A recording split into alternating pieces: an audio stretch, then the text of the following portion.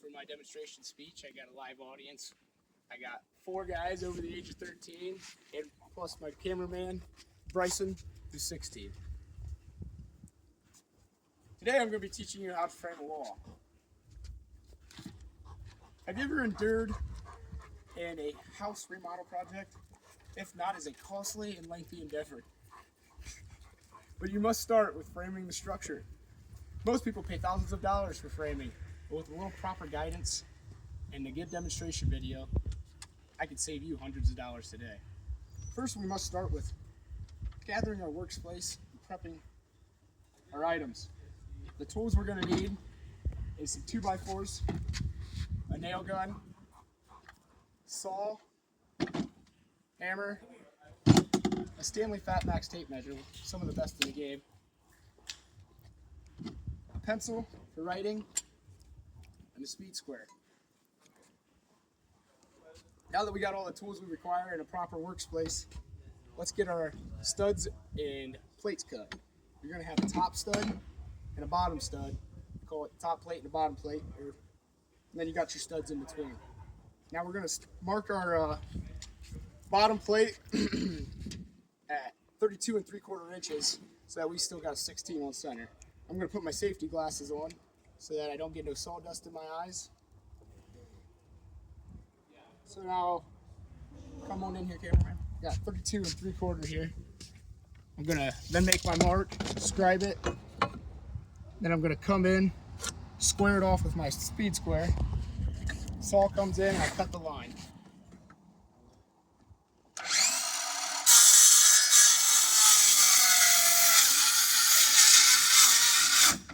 Oh no. Just a little battery and a bad blade. Just gotta make a little money at my construction. We'll get a new one. But then I'm gonna begin to mark out my top and bottom plate. 16 on centers, as said before. So we'll be marking at 1.5 inches to start. 1.5 inches here, and an X to mark our first stud. And studs go on the X.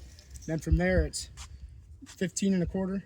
16 3/4, and at the very end 32's in the middle, so it'd be 31 1/4. And now that we got all these lined up, we're going to mark our X's. We're going to get our speed square out, and we're going to double it up right onto our top plate here. Draw our line in our X. Here's our line in our X.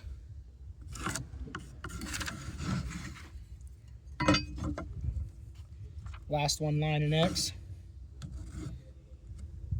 And now we're going to begin to get the studs. So each one of these 2x4s is 1.5 inches wide. So if we're looking for a 2-foot mock wall, that's what we're going to be building today. We're going to have to take 24, subtract it by 3, because we'll have 3 inches with our top and bottom plate to make 21-inch studs. So I got 2 cut here. And we're going to mark out the last one.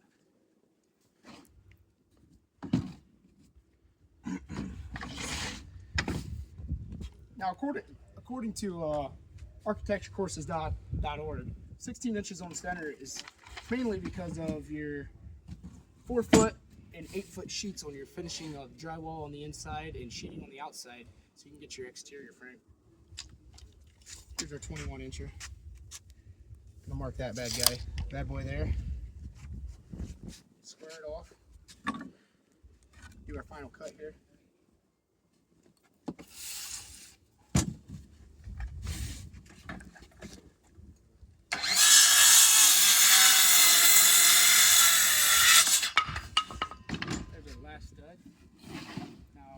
I always like to double check.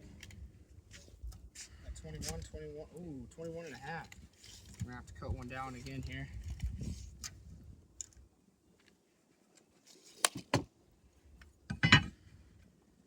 It's always, you can never be too picky when it comes to carpentry. It's always just good practice when it comes to framing. You just do it right and double check yourself.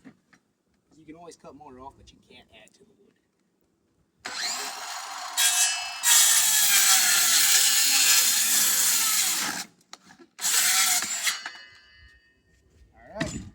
Check. There's our 21.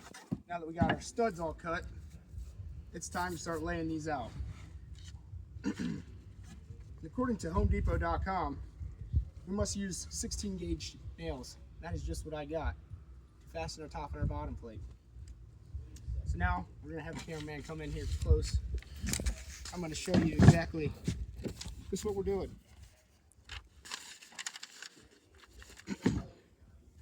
So we got our top plate and our bottom plate. I always like to stand her up. You can imagine if this was an 8 foot, 10 foot, it doesn't matter the wall. I always like to stand it up like so. I always line it up. Line up my studs.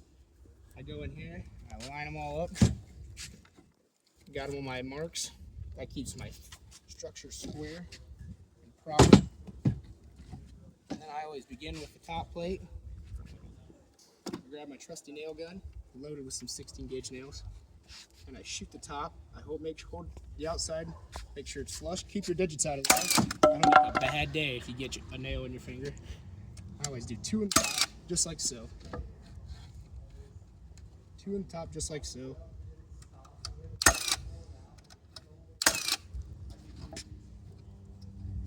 It's always good practice to take your thumb and your pointer finger, you kind of line that flushness up. Get them out of the way before the payload comes in. Otherwise you might not have a finger. And I go to the bottom. And if you got it laying down, you do the same thing. And I'll show you a different nailing method. I always like to put one nail in, twister. Oh, good thing I got an extra sleeve of nails here. Reload the nail gun, get right back into it.